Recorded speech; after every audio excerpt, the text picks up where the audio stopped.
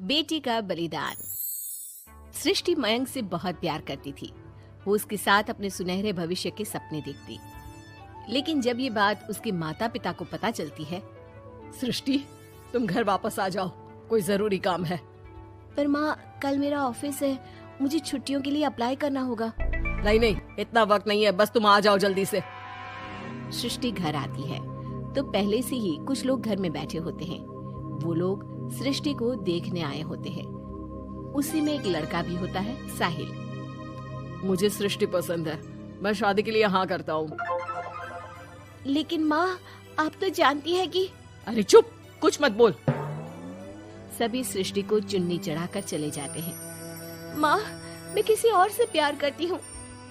मयंक काफी पैसे वाले घर का लड़का है। आपको पता है, हमारे पूरे ऑफिस का मालिक भी वही है।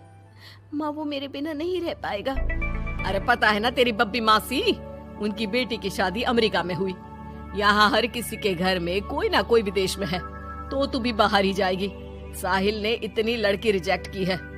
अब तू हाँ बोल दे तो शादी के लिए वो लोग तैयार ही है, क्योंकि वो लोग सिर्फ 10 दिन के लिए ही आए हैं इंडिया में। कैसी बात कर रही हो माँ, मुझे एक बार तो ऑफिस जाना ही होगा।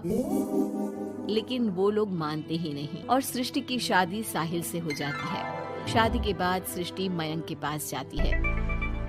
सृष्टि, तुमने शादी भी कर ली और मेरे माता पिता विदेश में मेरी शादी कराना चाहते थे। मैंने काफी समझाने की कोशिश की, लेकिन मेरे भाई और पापा नहीं माने। I am sorry Mayank. अरे तो मैं विदेश में कहीं शिफ्ट हो जाता यार, इतने सारे बिजनेस है मेरे।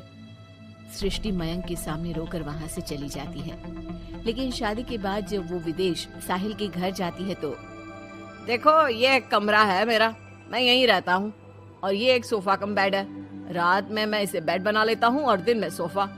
और देखो, मैं ज्यादा कमाता नहीं हूँ, तो तुम्हें भी मेरी मदद करनी होगी फाइनेंशियली। सृष्टि हाँ में सर हिला देती है। अगले दिन साहिल के जाने के बाद वो माँ को फोन करती है। क्या है माँ, कहाँ शादी करवा दी?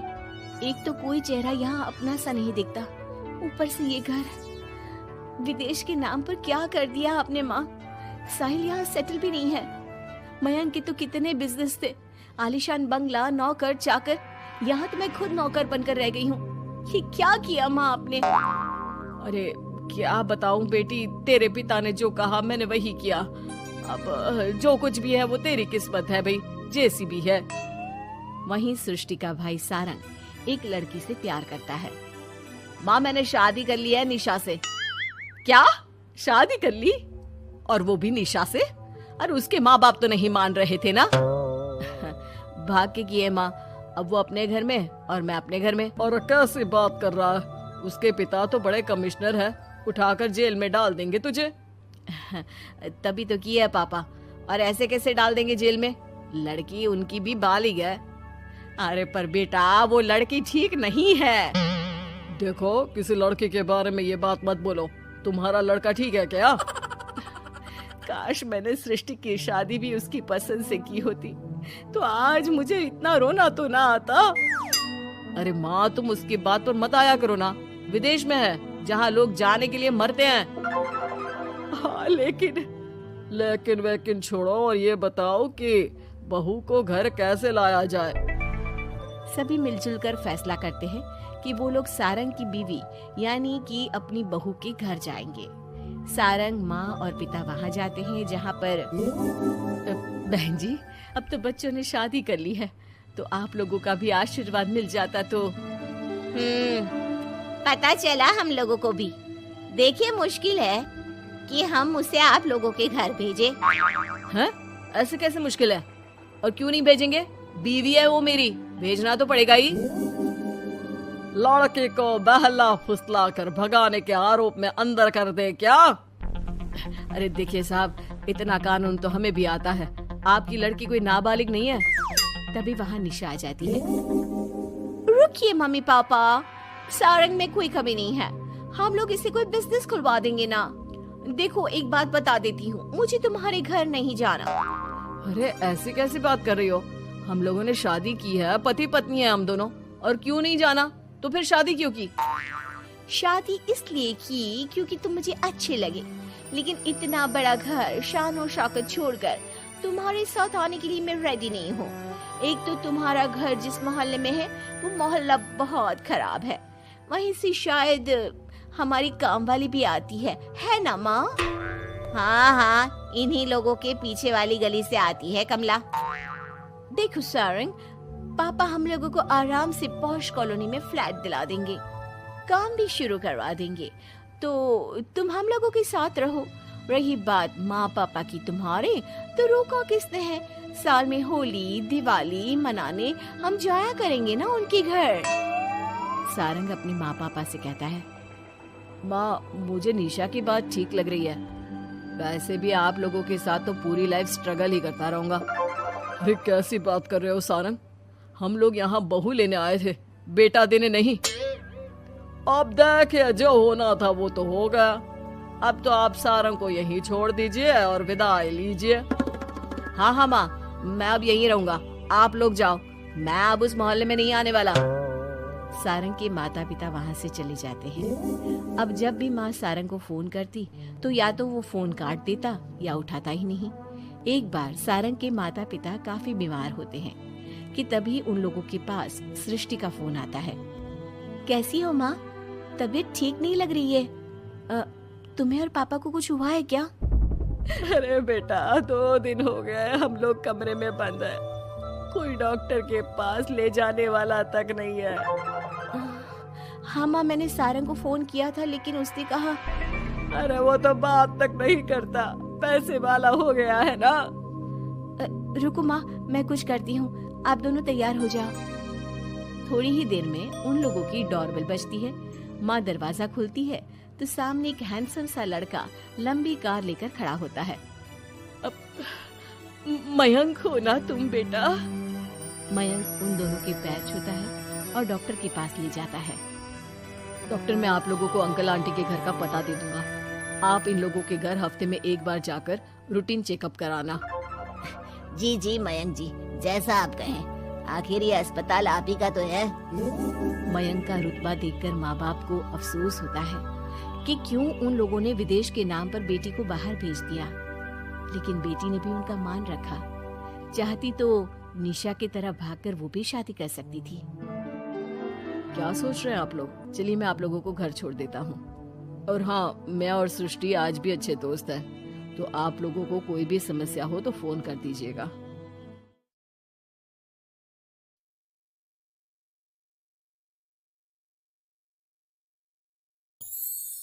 लुधियाना के सुनील और उसकी बीवी रीटा एक अच्छे और संपन्न परिवार से ताल्लुक रखते थे।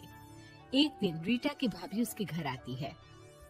रीटा, तुझे तो पता है तेरा भाई कुछ नहीं करता, ऊपर से 2 बच्चों की जिम्मेदारी, बेटी भी बड़ी हो गई है, तू तो बुआ है, कुछ मदद कर सकती है तो कर देना। कहाँ पैसे हैं भाभी, बस समझ लो किसी तरह हम लोग भी दिन काट रहे हैं। 2 ही तो कार है और मेरी बेटी भी बड़ी हो रही है, अब उसके लिए कार लेनी है तो 10 लाख का खर्चा तो लग ही जाएगा। तभी वहाँ सुनील आ जाता है। अरे शशि, क्या है, तू हमेशा पैसों के लिए परेशान क्यों रहती है? वैसे क्या जरूरत थी बेटे की शादी इतने बड़े घर में तय करने की? अरे पैसे नहीं थे तो ऐसे ही कर देती कहीं शादी, इतने बड़े होटल में क्यों कर रही है शादी? लेकिन यहाँ तो मामला शादी का है, डेट तय है। दरअसल तेरे भतीजे के पीएफ के पैसे आने हैं, पर उसमें देर हो रही है, जैसे ही पैसे आ जाएंगे मैं तेरे अकाउंट में डलवा दूंगी। ठीक है, हम लोग सोचकर बताएंगे। तभी वहाँ भतीजा आ जाता है। फूफा जी, आप लोग ही मदद कर सकते हैं, वरना तो कैसे काम होगा समझ में ही नहीं आ रहा। मैं वादा करता हूँ जैसे ही पैसे आ जाएंगे मैं आप लोगों को वापस कर दूंगा। हाँ भाई ठीक है। अब देख भाई, हमारे लड़के तो सारा दिन घर पर पड़े रहते हैं, ना कमाते हैं ना कुछ कमाने की इच्छा रखता है। लेकिन चल ये ले, कितने पैसे चाहिए? जी 4 लाख रुपए। ठीक है, लेकिन पैसे ध्यान से वक्त पर वापस लौटा देना। सुनील मुसीबत के वक्त बीवी के भतीजे की मदद तो कर देता है, लेकिन उन लोगों के जाने के बाद। देख ले रीटा, तेरे मायके वालों ने मांगा तो दे दिया, वरना इन लोगों का मुझे कोई भरोसा नहीं है। अरे क्यों भरोसा नहीं है? इससे पहले तो कभी इन लोगों ने आपसे मदद भी नहीं ली। हाँ, ली तो नहीं, लेकिन पैसे की किल्लत ही रहती है ना इन लोगों के पास। अरे ठीक है ना, नहीं लौटा पाए तो भतीजी के ससुराल से निकाल देंगे। सुना है बड़े घर में शादी हो रही है। सुनील और रीटा पैसे तो दे देते हैं, लेकिन अगले रोज ही। हाँ भाई साले साहब, क्या हाल है? ठीक हूँ जीजा जी। क्या बात है, सालों बाद आपका फोन? जरूर कोई बात होगी, बताइए ना। अरे वो तेरी बड़ी भाभी आई थी, बेटी की शादी कर रही है ना, तो पैसे लेने के लिए मैंने दे दिए 4 लाख। सोचा भाई किसी गरीब की बेटी की शादी हो रही है, पुण्य मिल जाएगा। अच्छा किया जीजा जी, उनका बेटा बहुत मेहनती है, जल्द ही लौटा भी देगा। वहीं रीटा भी फोन करके हर किसी को पैसे देने की बात करती है। रीटा की भाभी शशि के पास उसके भाई का फोन आता है। तूने सुनील से पैसा लिए हैं क्या? नहीं भाई, सिर्फ बात की है, बोल तो रहा है कि दे देगा। वो लोग मदद करने वालों में से नहीं है, और मदद कर भी दे लेकिन समाज में गा गा कर हालत बुरी कर देते हैं। अब गाने दीजिए ना भाई, मैं क्या कर सकती हूँ, मेरे पास कोई ऑप्शन भी तो नहीं है। बेटी की अगले हफ्ते शादी जो है। शशि की बेटी की शादी हो जाती है, लेकिन शादी के 1 महीने बाद ही सुनील का फोन भतीजे के पास आता है।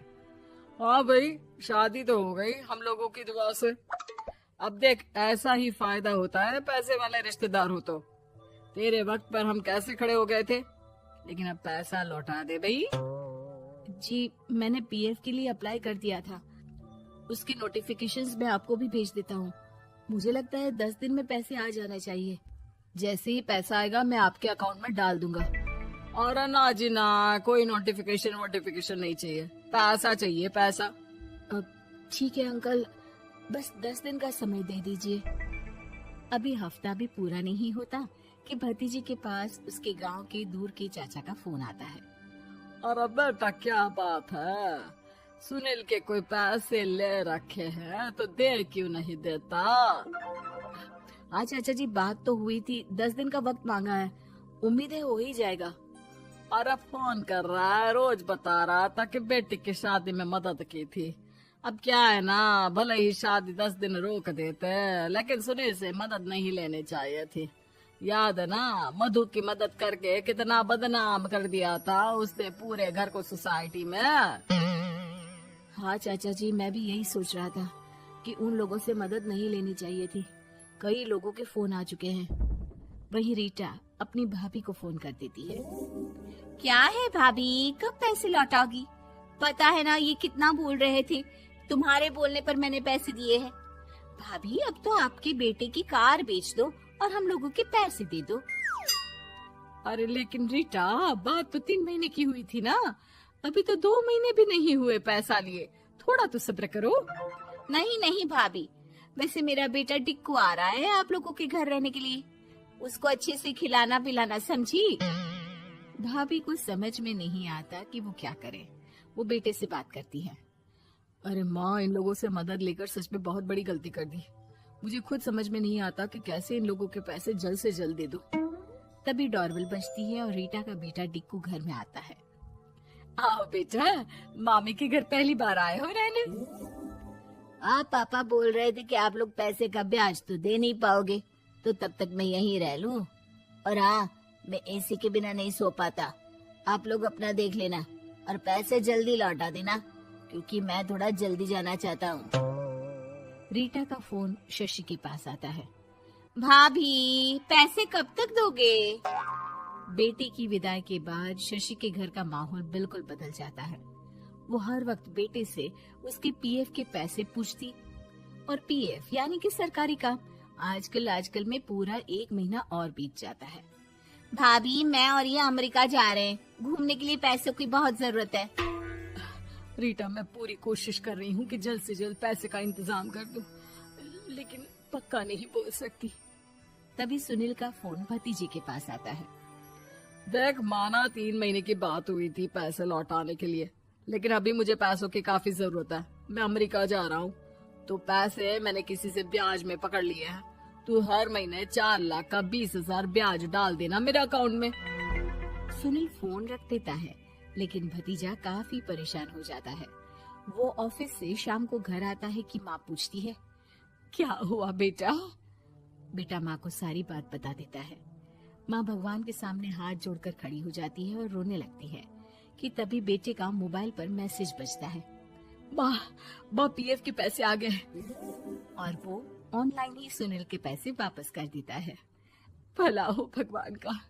लेकिन आज एक बात तो समझ में आ गई, मदद हमेशा उन लोगों से लो जो मदद के बदले आपसे मदद में दी गई रकम ही वापस लें, ना कि समाज में आपकी इज्जत।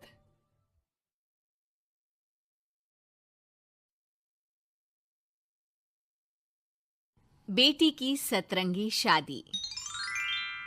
मालिक, बहुत रात हो गई है, अभी तक मनीषा बिटिया दफ्तर से घर नहीं आई। अरे डोंट वरी रामू, आ जाएगी। समझदार और पढ़ी लिखी लड़की है, ऊपर से अपने फौजी बाप की तरफ बहादुर भी है। तुम जाकर खाना लगाओ रामू, वो आती ही होगी। जी मालिक। मनीषा मनोहर की इकलौती बेटी थी। मनीषा की माँ का उसके बचपन में ही स्वर्गवास होने और मनोहर के फौजी होने के कारण मनोहर ने अपनी बेटी को बिल्कुल लड़कों के जैसा ही पाला था। उस दिन देर रात को मनीषा का इंतजार करते हुए मनोहर और उसका नौकर रामू बात कर ही रहे थे कि मनीषा अपनी कार में ऑफिस से घर आती है। अरे रामू काका, बड़ी भूख लग रही है, जल्दी से खाना लगा दो। और कल मेरे कुछ खास क्लाइंट्स घर पर लंच के लिए भी आ रहे हैं, तो कुछ अच्छा सा बना देना। और बताओ मनीषा बेटा, ऑफिस का काम कैसा चल रहा है? एकदम जबरदस्त चल रहा है पापा। इनफैक्ट कल की प्रेजेंटेशन में तो मैंने 2 करोड़ की डील फाइनल कर दी और अगले हफ्ते हमारी कंपनी नया प्रोडक्ट लॉन्च करने वाली है। पता है पापा, मुझे इसका हेड बनाया जा रहा है। अरे वो ये हुई ना मेरी शेर बेटे वाली बात। वेरी गुड बेटा। रामू उस घर में पिछले 28 साल से नौकरी कर रहा था, तो वो घर के सदस्य जैसा ही था। रामू मनीषा को चिढ़ाते हुए कहता है, मनीषा बिटिया, आप कल बाजार से थोड़ी सब्जियां लेकर आओगी? कल तो आपके दफ्तर की छुट्टी भी है। काका, मैं आपको अपना मोबाइल दे देती हूँ, आप ऑनलाइन सब्जियाँ मंगवा लेना, मैं पेमेंट कर दूंगी। वो क्या है कि मुझे घर के कामों से थोड़ी एलर्जी है।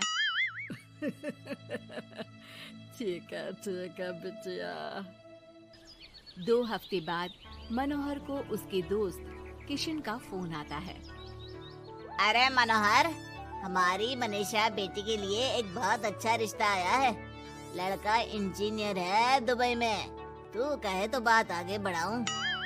हाँ, रिश्ते की बात तो आगे बढ़ा ही सकते हैं, लेकिन लड़के वालों की कुछ शर्तें भी तो होंगी ना, मतबला, लेन देन वगैरह। अरे यार, लेन देन जैसी तो कोई शर्त नहीं है उनकी। बस लड़की पढ़ी लिखी और घरेलू होनी चाहिए, जो कि यहाँ इंडिया में अपने सास ससुर की सेवा करे और घर संभाल सके। अरे यार किशन, तू तो मनीषा को जानता ही है, पढ़ी लिखी और जिम्मेदार तो है वो, लेकिन घर के नहीं बाहर के कामों में मुझे नहीं लगता कि वो मानेगी। लेकिन फिर भी मैं उसे पूछ के बताता हूँ तुझे। मनोहर अपनी बेटी से उसके लिए आए रिश्ते की बात करता है और उसे लड़के वालों की शर्त के बारे में भी बताता है, जिस पर मनीषा कहती है, पापा आप तो जानते हैं ना कि मुझे घर के कामों में कोई इंटरेस्ट नहीं है और आपने मुझे पढ़ा लिखा के अपने पैरों पे खड़ा होना सिखाया। क्या इस दिन के लिए कि एक दिन मैं शादी करके किसी का घर संभालूं? ना, मुझे नहीं करनी शादी वादी, आप मना कर दो उन्हें। इतना कहकर मनीषा घर से बाहर चली जाती है। रास्ते में उसे उसकी फ्रेंड का फोन आता है, जो उसे बाकी फ्रेंड्स के साथ एक रेस्टोरेंट में बुलाती है। मनीषा जाना तो नहीं चाहती थी, लेकिन उस रिश्ते की बात से हुए खराब मूड को बदलने के लिए वो चली जाती है। मनीषा और उसके दोस्त एक टेबल पर बैठे होते हैं कि उसकी नजर उसी रेस्टोरेंट में गिटार बजा रहे एक लड़के पर पड़ती है, जो मनीषा की फेवरेट धुन बजा रहा होता है। मनीषा झट से सारी बातें भूलकर उस गिटार की धुन में खो जाती है। थोड़ी देर बाद सब उस लड़के की परफॉर्मेंस पर तालियां बजाते हैं, तो मनीषा भी स्माइल करके तालियां बजाने लगती है। उसी शाम जब मनीषा घर जा रही होती है तो उसे वही लड़का दिखता है जो रेस्टोरेंट में गिटार बजा रहा था। वो अपनी गाड़ी रोक कर उससे पूछती है कि हाय, तुम वही हो ना जो थोड़ी देर पहले रेस्टोरेंट में गिटार बजा रहे थे? I am so impressed with your talent. Actually वो मेरी फेवरेट धुन थी। जी थैंक यू। ये मेरा शौक भी है और इससे मेरी थोड़ी बहुत गुजारे लायक कमाई भी हो जाती है। अच्छा, और क्या करते हो? जी मैं कॉफी बहुत अच्छी बनाता हूँ और कॉफी के अलावा भी बहुत कुछ। एक्चुअली मुझे खाना बनाने का बहुत शौक है और खाली समय में या तो मैं गिटार बजाता हूँ या फिर कुकिंग करता हूँ। इसी तरह बहुत देर तक बातें करते करते दोनों एक दूसरे को अपना नंबर देते हैं और फिर धीरे धीरे पहले उनके बीच गहरी दोस्ती और फिर प्यार हो जाता है। फिर एक समय आता है जब दोनों शादी करने का फैसला करते हैं। मनीषा अपने पापा को गौतम के बारे में सब बताती है। मनोहर को गौतम बहुत अच्छा तो नहीं लगता, लेकिन अपनी इकलौती बेटी की खुशी के लिए वो हाँ कह देते हैं। दोनों की शादी हो जाती है और एक दिन, अरे गौतम बेटा, क्या बात है? बहू रानी तो आते ही दफ्तर जाने लगी। सुबह जाती है, देर रात को आती है और तू घर पे रहता है, तो घर भी तुझे ही तो संभालना पड़ता होगा ना अभी। जी आंटी जी, वो मेरा काम कुछ कम ही चल रहा है और घर चलाने के लिए किसी को तो दफ्तर जाना ही पड़ेगा ना, तो मनीषा ही चली जाती है और मैं घर पे रहकर सारा दिन करूँगा क्या, तो घर ही संभाल लेता हूँ। हाँ बेटा, कह तो तू सही रहा है, लेकिन समाज को क्या कहेगा? समाज के भी कुछ नियम कायदे होते हैं, लेकिन यहाँ तो उल्टी ही गंगा बह रही है। अच्छा, मैं तो चलती हूँ बेटा।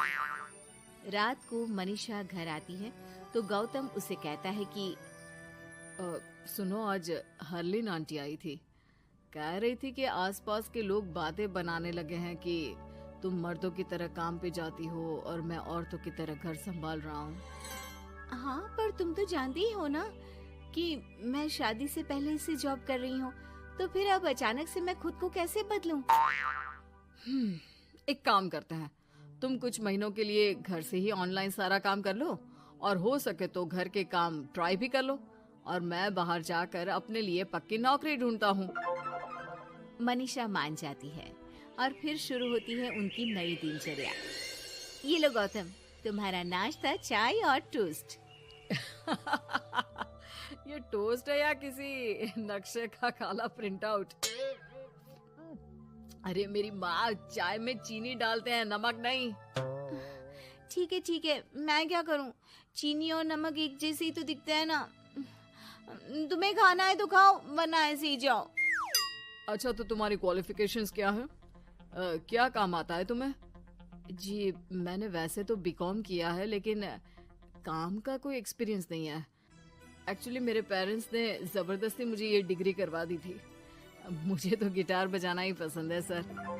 ठीक है मिस्टर गौतम, जब हमारी कंपनी को किसी गिटार परफॉर्मेंस की जरूरत होगी तब आपको बुला लिया जाएगा। फिलहाल के लिए आप जा सकते हैं। जॉब ना मिलने के दुख में मुख लटकाए गौतम घर आता है तो देखता है कि अरे ये क्या मनीषा, सारा घर बिखरा पड़ा है और ये किचन की ये हाल। अरे सब ठीक तो है ना? सब ठीक है गौतम, बस मुझे भूख लगी थी तो सोचा कुछ बना के खा लूं, लेकिन मुझे कोई सामान मिल ही नहीं रहा था और फिर पता चला कि गैस भी खत्म हो गई है और मुझे सिलेंडर बदलना नहीं आता। अच्छा, क्यों ना हम बाहर से ही खाना मंगवा ले? हाँ, अच्छा ये तो बताओ, तुम इतने उदास क्यों लग रहे हो? अरे क्या बताऊं, मुझे नौकरी नहीं मिली, लगता भी नहीं कि मिलेगी कभी। दोनों उदास होकर एक दूसरे की तरफ देखते हैं, फिर थोड़ी देर बाद हंस पड़ते हैं। मुझे लगता है हमें वही काम करना चाहिए जो हमें अच्छे से आता है। कल से मैं ही ऑफिस जाया करूंगी और मैं हमारा ये प्यारा सा घर संभालूंगा।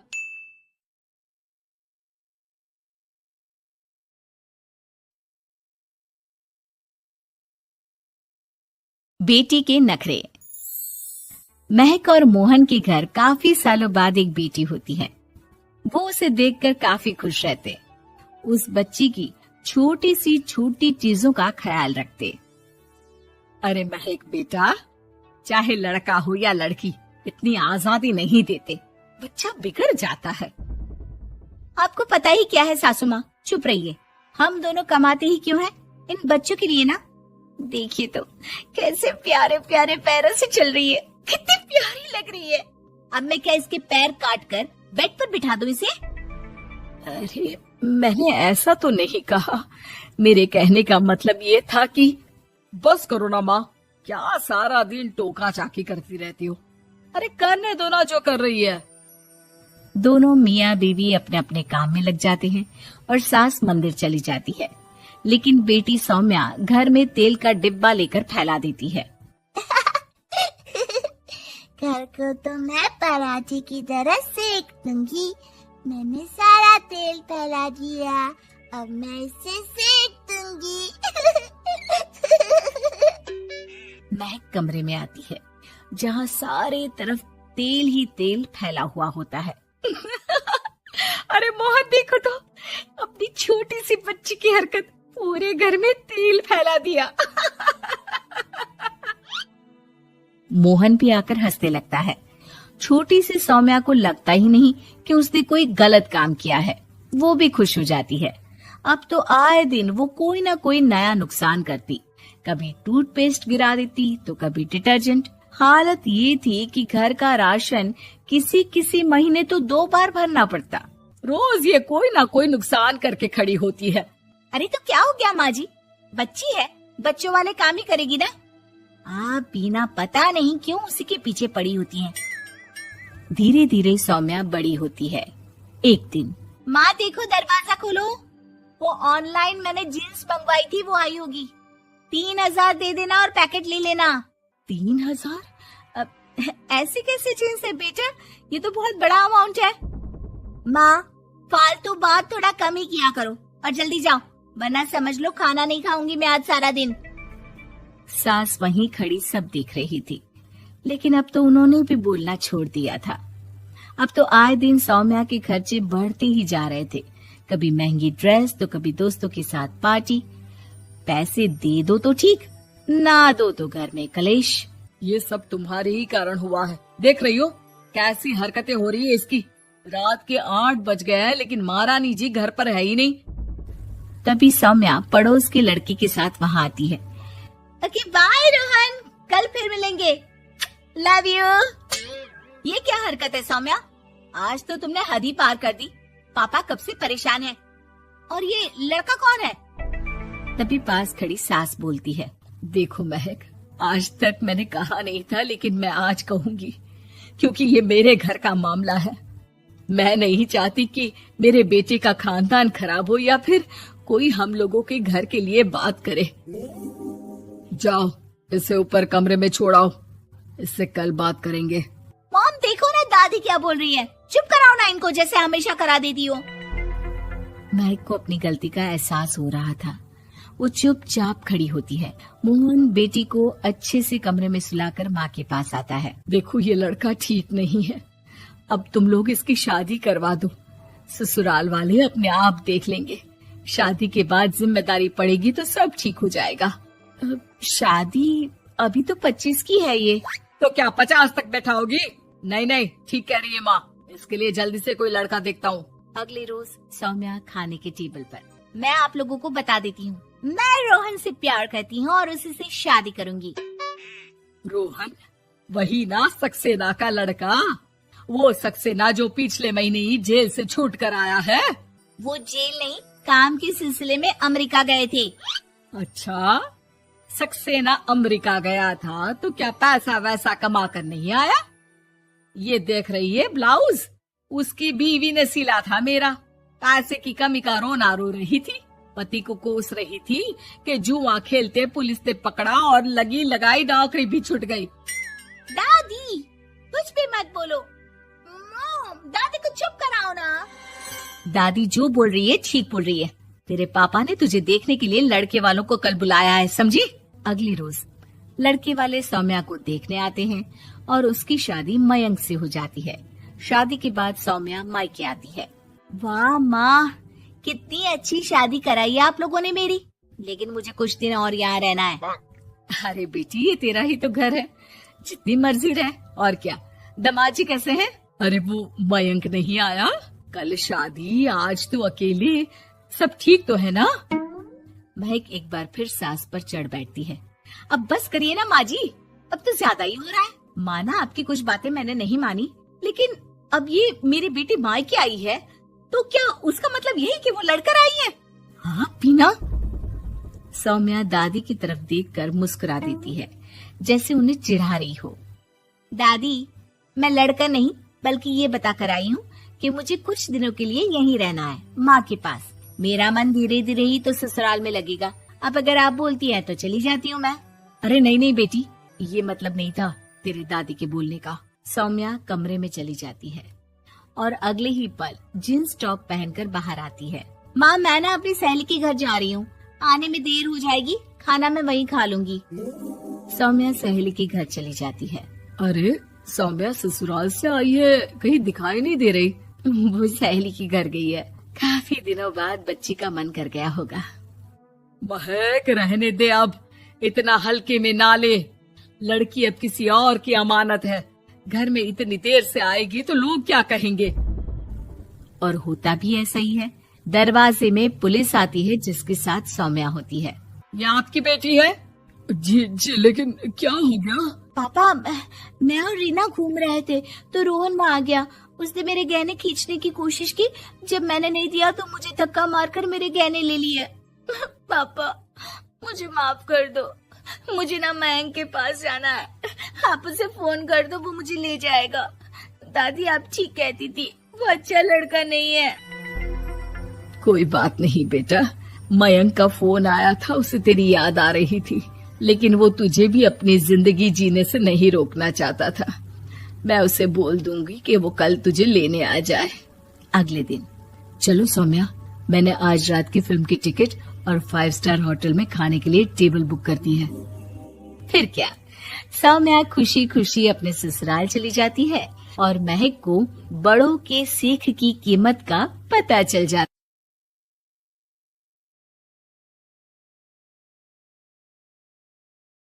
बेटी बनी बहू, ये कहानी उस डरी हुई लड़की की है जिसकी शादी 3 महीने में तय हो चुकी है। अरे क्या रमा, क्यों उठ गई बेटा इतनी जल्दी? थोड़ी देर और आराम कर लेती ना। नहीं माँ, ठीक है, कोई बात नहीं।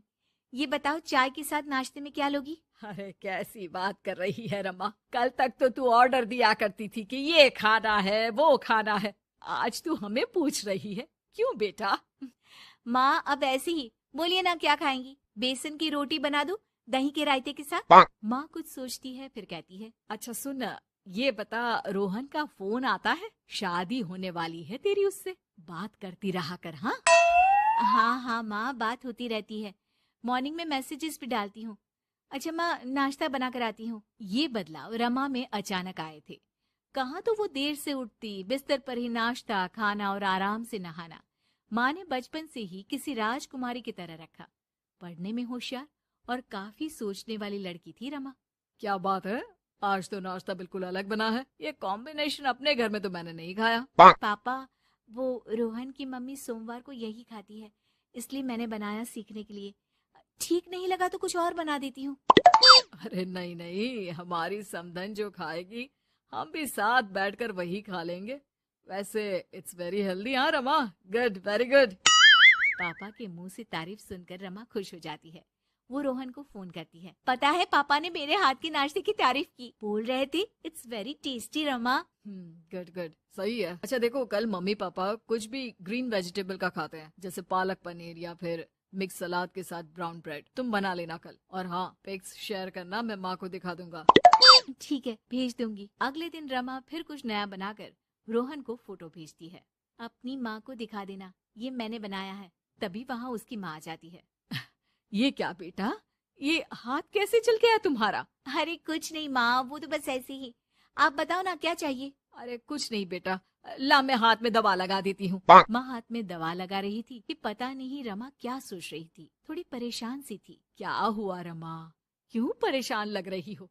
रोहन से कोई बात हुई है क्या? नहीं माँ, आज जो बनाया उसकी फोटो मांगी थी रोहन ने, दे तो दी लेकिन अभी तक कोई रिप्लाई नहीं आया। माँ कुछ सोचती है, फिर रमा के फोन से उसके जले हुए हाथ की फोटो खींचकर भी रोहन को भेज देती है। अरे माँ, ये क्या कर रही हो? वो सोचेगा कि मुझे काम करना आता ही नहीं।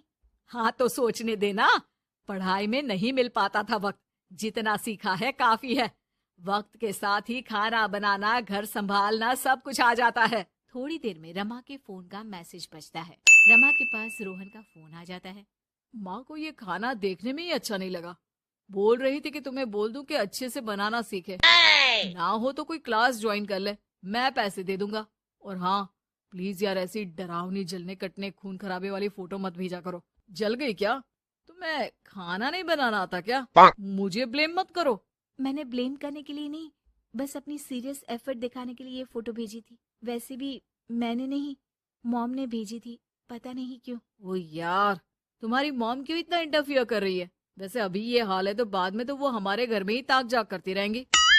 उनसे कहो कि मैं तुम्हें उस घर के लिए तैयार कर रहा हूँ जहाँ अब तुम्हें पूरी जिंदगी रहना है। रमा को रोहन की बात ठीक नहीं लगती। वो फोन रख देती है, लेकिन सोच में पड़ जाती है कि आखिर वो ये बात माँ को बताए कि नहीं।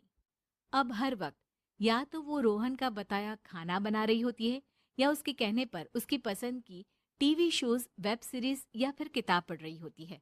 क्या बात है रमा, आजकल मैं देख रही हूँ कि तुम बहुत परेशान सी रहने लगी हो। कोई बात हो तो बता दो बेटा। नहीं माँ, वो रोहन ने कहा था कि उसकी पसंद मुझे पता होनी चाहिए, जिससे कल को हम साथ हो तो हम लोग मिलकर अच्छे से बात कर पाए। उसने कुछ वेब सीरीज देखने को कहा था, लेकिन क्या कहूँ माँ, मेरी तो समझ में ही नहीं आ रही वेब सीरीज। अरे तो बोल देना रोहन को नहीं देखनी, या फिर एक काम कर, तू उसे अपनी पसंद का सिर्फ एक गाना सुनने को बोल। ला मैं मैसेज कर देती हूँ।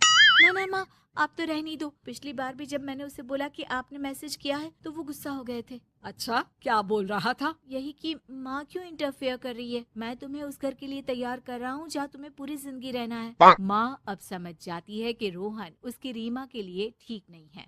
रहने दे रीमा, ये रोहन मुझे ठीक नहीं लगता। तू बोल तो मैं कोई और रिश्ता देखूं। अरे नहीं माँ, मेरे पूरे फ्रेंड सर्कल में ये बात हो गई है, नाते रिश्तेदार आस पड़ोस सभी। हाँ ठीक है बेटा, चल कुछ दिन और देख ले, लेकिन ये मत सोचना कि यहाँ शादी नहीं हुई तो कुछ बुरा हो जाएगा। ये देखना कि इससे शादी हुई तो भविष्य कैसा रहेगा, समझी? प्यार, विश्वास और इज्जत से बढ़कर कुछ भी नहीं है। रीमा माँ की बात पर हाँ बोलकर वहाँ से चली जाती है। अगले रोज रोहन का फोन रीमा के पास आता है। मैंने तुम्हें एक स्किन डॉक्टर का फोन नंबर दिया है। माँ बोल रही थी कि तुम सांवली हो और दिखने में भी नैन नक्श थोड़े। एक काम करो ना, तुम इनसे अपना ट्रीटमेंट शुरू करवा लो, होप कि थोड़ी देखने लायक हो जाओ। आज तक रीमा से किसी ने इस तरह बात नहीं की थी। वो ये बात सुनकर सीधे शीशे के सामने खड़ी हो जाती है।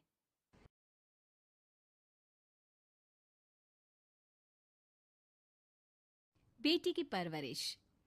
जिंदगी किसी को किस मोड़ तक ला सकती है। एक दिन कविता अपने पति से कहती है, कौन है ये बच्ची, बताते क्यों नहीं, क्यों लेकर आए हो इसे यहाँ? कविता, ये मेरी बच्ची है। माँ पापा मेरी शादी शिवानी से करने के लिए मान नहीं रहे थे, लेकिन मैं उससे बहुत प्यार करता था। अब वो इस दुनिया में नहीं है, लेकिन सन्निका की जिम्मेदारी मेरी है, इसे मैं अपने पास ही रखूंगा। कविता ये देखकर सुनकर सन्न रह जाती है। कैसी बात कर रहे हैं आप, लोग क्या कहेंगे, मैं कैसे इस बच्चे के साथ जीवन चलाऊंगी? देखिए, इसे देखकर मुझे टेंशन हो रही है। आप इसे ले जाइए यहाँ से, मेरी भी तो बेटी है, मैं उसका हक कैसे मार दूं? दिनेश कविता को किसी तरह समझा लेता है। देखो सन्निका, ये आज से तुम्हारी माँ है, इन्हें तुम्हें माँ कहना है। कविता को तो सन्निका को देखना भी गवारा नहीं है, फिर वो उसकी माँ कैसे बन पाती? और शायद दिनेश भी ये हकीकत जानता था। कुछ साल बाद देखिए, अब राधिका बड़ी हो गई है, उसके लिए किसी अच्छे घर का रिश्ता देखिए ना, शादी तो करवानी है ना। हाँ, लेकिन सन्निका उससे बड़ी है, पहले तो उसकी शादी तय करेंगे ना। जमाना जानता है कि वो एक नाजायज लड़की है, कोई उससे शादी क्यों करेगा? वैसे भी आता है क्या उसे, जो कोई उसे अपने घर की बहू बनाएगा? तभी वहाँ सन्निका आ जाती है। पापा, मुझे स्कॉलरशिप मिल गई है, आगे का सारा खर्चा यूनिवर्सिटी वाले उठाएंगे, मैं कल ही वहाँ हॉस्टल में शिफ्ट हो रही हूँ। लो, सुना दिया ना फैसला। अरे अब क्यों शिफ्ट हो रही हो, पहले ही हो जाती शिफ्ट, दुनिया में यूं कालिक तो ना होती हमारी। क्या यार कविता, एक तो खुशी की बात है कि लड़की को कुछ आगे बढ़ने पढ़ने का मौका मिल रहा है, लेकिन नहीं, तुमको तो केवल ताना मारना ही आता है। जाकर देखो शिवानी क्या कर रही है। अरे हाँ, मैं शिवानी को दूध देना भूल गई, वो कैसे उठेगी? कविता को ये सुनकर गुस्सा आ जाता है। हाँ हाँ, अपनी किताबों से फुर्सत मिले तब ना। मेरी बेटी ना कुछ खाए ना कुछ पिए, यही तो चाहती हो तुम। सन्निका, जिसने कभी कविता से बात ही नहीं की थी क्योंकि वो उसे हमेशा कोसती, वो वहां से बिना कुछ कहे निकल जाती है। खाना तो पूरा बन गया, अब जाकर आराम से पैकिंग करती हूँ, कल वक्त से निकल जाऊंगी। देखिए जी, वैसे तो ये लड़की मुझे एक आंख पसंद नहीं, अपने कमरे में पैकिंग कर रही है। अरे मुझसे तो कभी बात भी नहीं करती। आप साफ साफ बोल दीजिए उसे कि घर से जाएगी तो सारा काम कौन करेगा, उसकी माँ।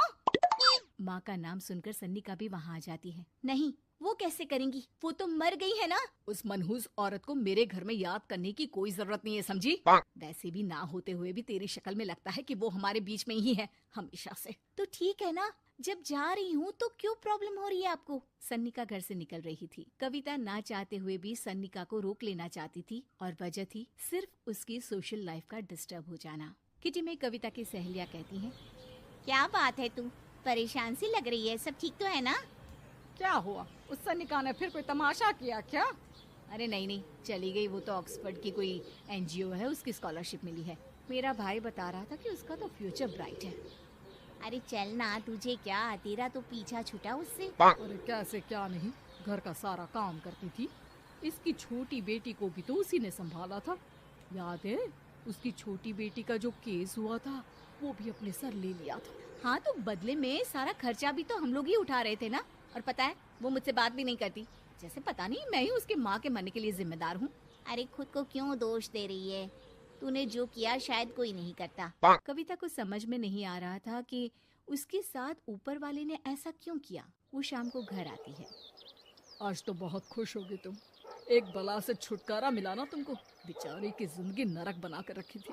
वो तो कहते हैं ना, ऊपर वाला सब देखता है। देखो, चुन लिया उसने अपना रास्ता। कविता का मन तो करता है कि वो पति को सब कुछ सुना दे, लेकिन सामने सास खड़ी होती है। ये तो है, बेचारे को खाना बनाने से लेकर घर के सारे काम करने पड़ते थे। बाहर का भी कोई काम होता तो वही देखती। अब देखते हैं घर का काम कैसे होता है। तभी कविता की बेटी उसके लिए चाय लेकर आ जाती है।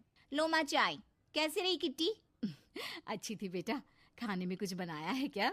हाँ, सन्निका दीदी जैसी ही सब्जी बना दी है, आप रोटी बना लो। और हाँ, कल मैं चली जाऊंगी इलेक्ट्रिक बिल और राशन लाने के लिए। अच्छा अच्छा, पैसे मैं दे दूंगी। सन्नी का कार्ड दे गई है ना? हाँ माँ, एक कार्ड तो देकर गई है। अरे चोर नहीं थी वो, मेरे बेटे का ही खून है। पता नहीं कितना घमंड भरा है इसमें। अरे छोड़ो ना माँ, जिसको जो बनना था वो बन ही जाएगा। अच्छा माँ, कल चलना है उसके कॉलेज में, सभी पेरेंट्स को बुलाया गया है। अब कविता तो जाने से रही, तो हम ही साथ चलते हैं। हाँ बेटा, उस बिन माँ की बेटी का है ही कौन। अब क्या था, कविता का गुस्सा फूट पड़ता है। हाँ, आप लोगों के जैसे तो इंसान नहीं देखे मैंने। अरे मेरे सामने ही अपनी नाजायज बेटी को लाकर बिठा दिया। रोज मैं उसे देखती तो एहसास होता कि कैसे आपने मुझे इतना बड़ा धोखा दिया। जरा सोचिए तो, अगर ऐसा ही कुछ मैंने किया होता तो। अरे रहने दे, क्या नहीं किया तूने उसके बदले में।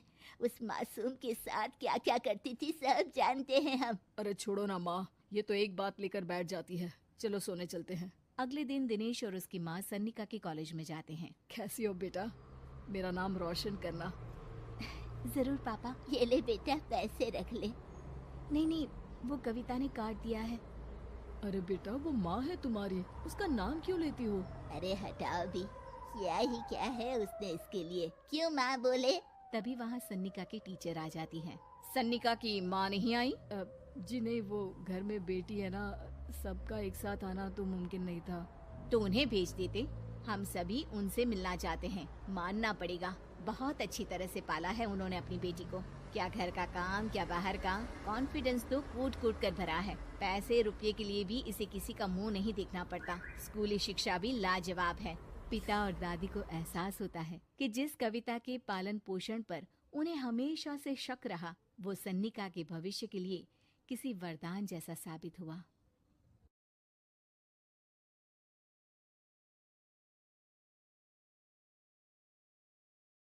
आज गिरिराज और दुर्गा के घर में बहुत चहल पहल है। घर को अच्छी तरह से सजाया गया है। किचन में से अच्छे अच्छे खाने की खुशबू आ रही है। ऐसा इसलिए क्योंकि उनकी बेटी आभा और दामाद जी अहान शादी के बाद पहली बार घर पर आ रहे हैं। हिमांशी, बहू जल्दी से सारा काम कर लो, आभा और दामाद जी आने ही वाले हैं। कुशल बेटा, तुम सारा सामान तो ले आए हो ना? और काजू कतली लाए हो या भूल गए? दामाद जी को बहुत पसंद है। हिमांशी और कुशल एक दूसरे से बहुत प्यार करते हैं और अपने माता पिता की सारी बातें मानते हैं। लेकिन जब से कुशल की बहन आभा की शादी हुई है, मानो उसके माता पिता के लिए उनका दामाद ही सब कुछ है। आभा और अहान घर पर आते हैं। सब उनका स्वागत करते हैं। आभा और हिमांशी किचन में खड़ी होकर बातें करती हैं। आभा, कैसे है तुम्हारे ससुराल वाले? तुम्हारा मन तो लग रहा है ना वहां? और अहान जी तुम्हारा ख्याल रखते हैं या नहीं? पता नहीं भाभी, कभी तो लगता है कि ठीक है, कभी तो लगता है कहाँ फंस गई। जैसे भैया आपकी मदद करते हैं, आपका ख्याल रखते हैं, आहान ऐसे बिल्कुल भी नहीं है। अरे इतना मत सोचो तुम। शुरू शुरू में थोड़ी दिक्कत आती है, लेकिन बाद में सब ठीक हो जाएगा। चलो बाहर चलते हैं। हिमांशी और आभा चाय नाश्ता लेकर बाहर आई। सब लोग आपस में बात करने लगे, लेकिन आहान बहुत घमंडी तरीके से बोलता है। आपका घर तो बहुत बड़ा है ससुर जी, आपका और कुशल का बिजनेस भी बहुत अच्छा चल रहा है, तो आप लोगों ने दहेज देने में इतनी कंजूसी क्यों की? अरे दामाद जी, कैसी बात कर रहे हो? आपके परिवार ने जिस जिस चीज की मांग की थी वो सब हमने आपको दिया है। अगर किसी चीज की फिर भी कमी रह गई है तो बता दीजिए। कुछ चीजें बिना मांगे भी तो दी जा सकती है ससुर जी। आहान, अगर तुम्हें कुछ और चाहिए तो बता दो, हम तुम्हारी सारी इच्छा पूरी करेंगे। आहान प्लेट से बिस्किट उठाकर बोलता है। मांगने से दिया तो क्या दिया, वैसे भी आप लोग मेरी डिमांड कभी पूरी नहीं कर पाओगे। आभा और आहान अपने घर चले गए। उनके जाने के बाद कुशल कहता है। मम्मी, हमने आभा की शादी गलत घर में तो नहीं कर दी? आहान और उसके घर वाले तो लालची लग रहे हैं। अरे चुप कर तू, दामाद ऐसे ही होते हैं, तेरी तरह नहीं कि तूने अपने ससुराल वालों से कुछ नहीं लिया और हर समय अपनी पत्नी से चिपका रहता है।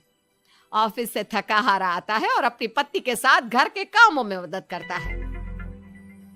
मम्मी, दहेज लेना तो गलत बात है ना, और हमारे पास किस चीज की कमी है? मैं अगर हिमांशी का घर के काम में हाथ बटाता हूँ तो वो भी मेरा ऑफिस का बहुत सारा काम करती है। इसमें बुरा क्या है? पति पत्नी को एक दूसरे की मदद करनी चाहिए। बेटा, किसी चीज की कमी तो अहान के घर पर भी नहीं है, लेकिन फिर भी हमने उसे दहेज दिया ना। ना केवल दहेज दिया बल्कि उनकी जो भी डिमांड थी वो सारी पूरी की। और उसने क्या किया? आपके और मम्मी के सामने ताने सुनाकर चला गया। आप दोनों को इससे दुख होगा। आहान ने इसका बिल्कुल ख्याल नहीं किया। बेचारी आभा का तो चेहरा देखने लायक था। कितनी शर्मिंदा हो रही थी वो अपने पति की बातों से। इस तरह कुशल ने अपने माता पिता को समझाने की खूब कोशिश की, लेकिन उसके माता पिता आहान को ही सपोर्ट करते रहे। और करते भी क्यों ना, हमारे समाज ने दामाद का रुतबा बहुत ऊंचे स्थान पर रखा है, चाहे फिर उनकी सोच कितनी भी नीची क्यों ना हो। इसी तरह से कई दिन बीत गए और एक दिन आभा अपने घर पर रोती हुई आई। अरे आभा, तुम रो क्यों रही हो? और ये तुम्हारे चेहरे पर निशान कैसे? आभा लगातार रोए जा रही थी।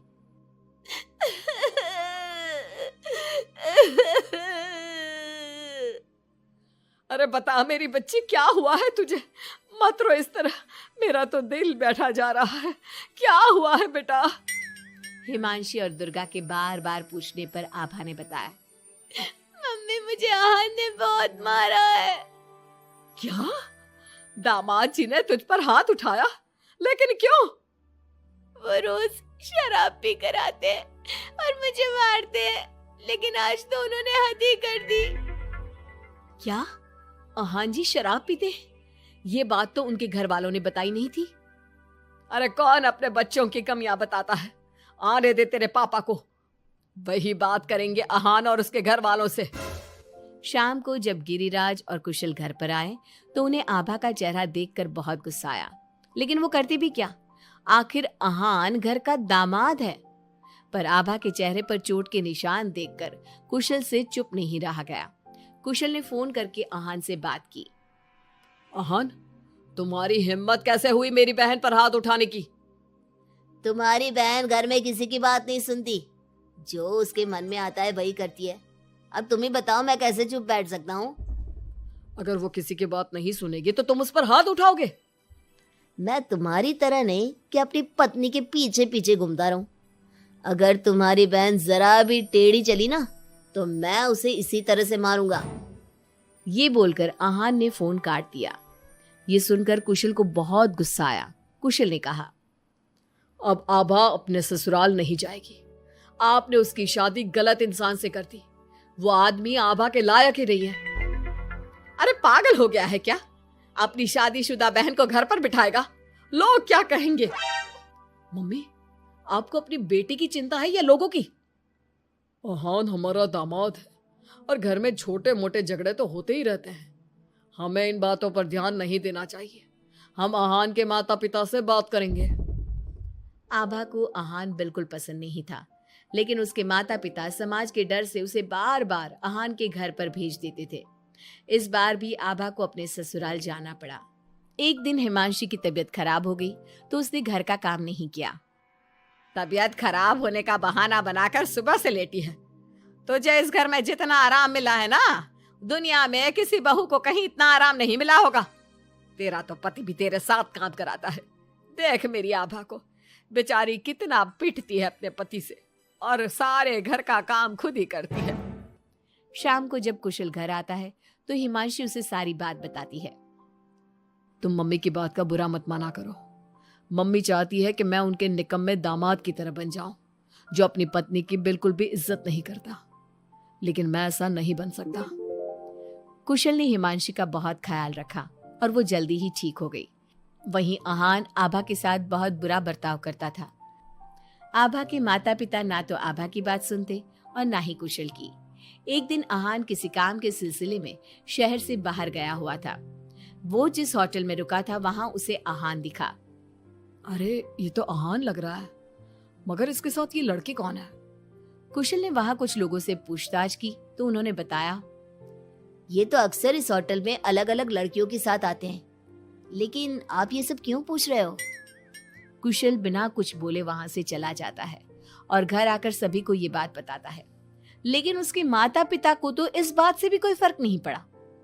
अरे बेटा, इस बात को यहीं खत्म कर दो। हम आहान से क्या कह सकते हैं? आखिर वो हमारे घर का दामाद है। बेटा देख, ये बात ना आभा को मत बताना, नहीं तो उसे बहुत बुरा लगेगा। आप दोनों किस मिट्टी के बने हैं? दामाद दामाद कहकर आपने उसे सर पर चढ़ा दिया। मैं आपकी बहू के साथ अच्छा बर्ताव करता हूं तो आप मुझे झोरू का गुलाम कहते हैं। और आहान आपकी बेटी को जानवर की तरह पीटता है, आप तब भी उससे बात करने की हिम्मत नहीं करते। आप लोग बेटे और दामाद में इतना फर्क क्यों करते हो? बेटा, दामाद को तो सर का ताज समझा जाता है। हमेशा से ऐसा ही चलता आया है। अरे हमारे समाज ने ऐसे ही नियम बनाए हैं। चाहे वो आपकी बेटी के साथ कैसा भी बर्ताव करे, उसे जानवरों की तरह मारे पीटे। मम्मी, ये पुराने जमाने की बातें हैं। आजकल कोई पढ़ी लिखी लड़की इतना नहीं पीट रही जितनी हमारी आभा पीट रही है, वो भी सिर्फ आप दोनों की वजह से। मैं आज ही उसके ससुराल जाकर उसे सारी बात बता दूंगा और आखिरी फैसला उसका होगा। कुशल और हिमांशी आभा के पास जाकर उसे आहान की सारी सच्चाई बता देते हैं। आभा अपने भाई के साथ आ जाती है। घर आकर वो अपने पति को तलाक के पेपर भेजती है। हालांकि गिरिराज और दुर्गा अभी भी अपने दामाद के साथ है और तलाक के खिलाफ। उनको अभी भी समाज की चिंता है, बेटी की नहीं।